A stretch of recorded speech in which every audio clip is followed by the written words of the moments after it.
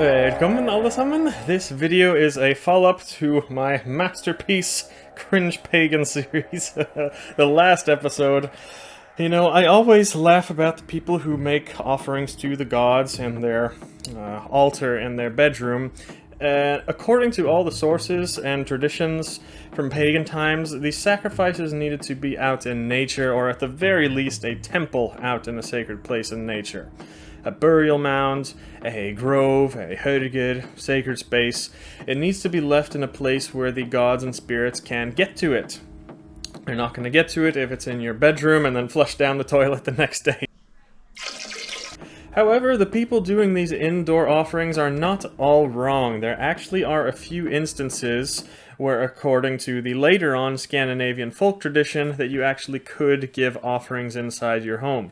There are certain spirits that live in or around the home, and there are certain ways that you should deal with these spirits to get the most beneficial cohabitation, if you believe in all those things. And that's what we're talking about in this video. So all of these that I'm going to speak about now come in the folk tradition, recorded in various Scandinavian magic and record books from about the 1400s until the 1800s, but many of them are for sure much, much older than that, as I will show you in a minute. But we do have one single source detailing pagan times of a kind of indoor worship and practice, and that is the account of Alpha Bloot in the skaldic poem Austrfararvísur. So the Alpha Bloot is the basically sacrifice to the elves, and in this story the skald is on his way to Sweden when he stops in the village, and no one will let him inside because there is a private ceremony going on in the whole village and every single household, and that is the Alpha Bloot.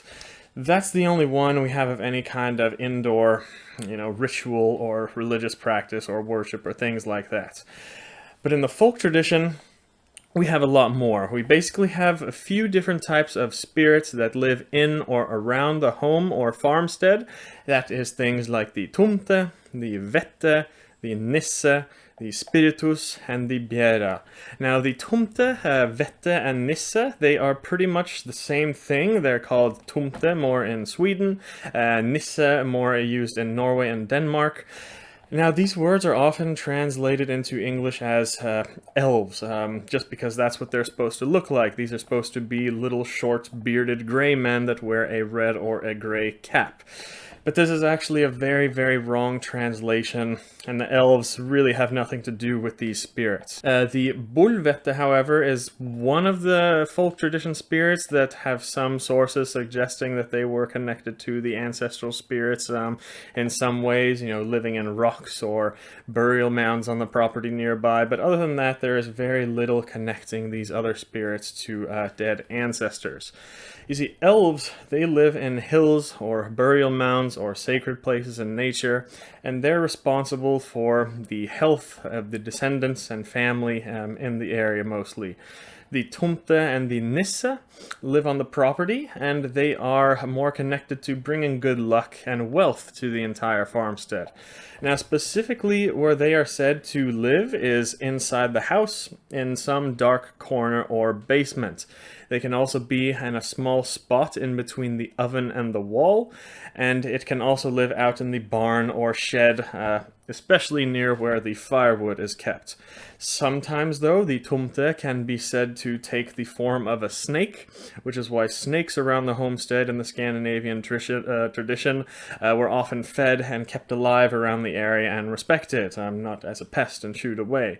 And this is basically where the offerings come into play and things like this. The goal in these sources is to give offerings to the tomte or nisse or whatever it may be, so that it will bring good luck to the homestead. It can also bring wealth, look after the children, look after livestock, guard treasure, or even warn of coming danger. And there are many ways to form a good relationship with these spirits. One way that's listed is you can bury 4 coins in the 4 corners of the house while it's being built. We find archaeological evidence of this too in Scandinavia when they've dug up these houses, and even places as far as ancient Greece, same type of thing. You can also give offerings within the house. In very old times, the first 3 drops of milk every day and a small portion of each meal was given. And you could either, if you leave it outside, you could just leave it on the ground, or if you left it in the house, it should be on a small plate near where the tomte is thought to live. But in more modern times, these kinds of offerings are only given 1 time a year on Christmas, and this is where leaving porridge and milk and cookies out to Santa comes from. And remember, in Scandinavia, Santa Claus is actually called the julenissen, or just nisse. Long story there, I'll go into that in another video. To also make the tomte happy, you should keep up hard work around the house, because tomtes, they get pissed off at laziness.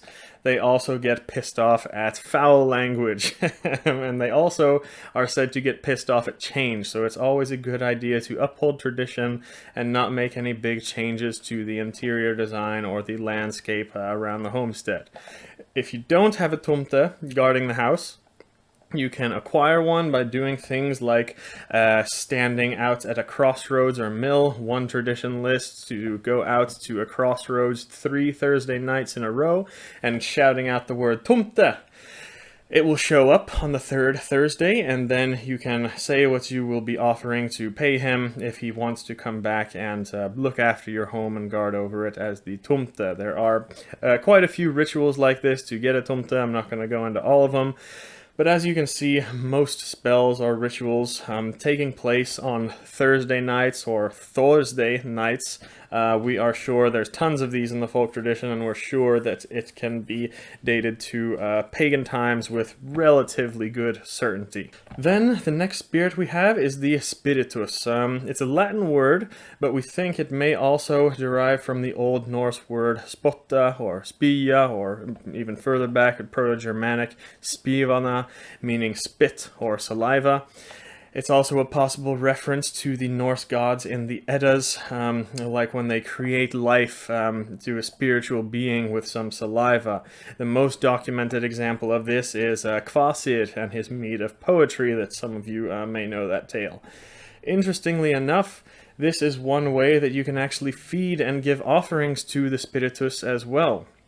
The Spiritus lives around the house, sometimes in the house, but it will usually reside in tangible items that can't be kept with you. All sorts of things like natural items, twigs, rocks, coins, bones, or other animal parts, like bird beaks and feathers, things like that, or even entire animal skeletons. These are the things that we have found in the archaeology too, in like pouches and bags and bottles going back to graves in Scandinavia dated more than 3,000 years ago. So the written records we have on the Spiritus are from the folk tradition, but without a doubt this concept is much, much older than that and has parallels all over the world. You know, things like genie in a lamp or spirit in a bottle, those types of things are parallels. Just remember that if you are collecting items that you want to be your Spiritus, it's not the actual items themselves that's the Spiritus, but it's these items and that environment that will attract the Spiritus to live there, so you have to make the place kind of comfortable and pleasant too. The things the Spiritus is responsible for doing is bringing also good luck and wealth, like the tomte does. And in old times, it was said to protect the horse or chariot or cart or transportation. So it has been used in more modern times in the past couple hundred years to protect a car or a bicycle, things like that. If you have a very rare and powerful Spiritus, things that take residence in a red snake's skeleton, as it says in the tradition, anything that you lay on top of this skeleton is said to grow great in size, strength, and power. If you have a white snake skeleton and you lay something on top of it, it is said to bring great wisdom and knowledge. And the way you keep the Spiritus happy is pretty much, just keeping it comfortable and fed. And you can feed it with saliva. It's supposed to be the first saliva in the morning before you have eaten anything, so it's not, tainted with anything else. And on special occasions, it was tradition to drop a few drops of blood, just like in a traditional Norse sacrifice. And again, these types of things can be kept in the house, and they can also be kept on you if you have like a pouch or things like that. There are way more detailed ways to attract a Spiritus, but they are too long to go over. The sources are below if you want to read more.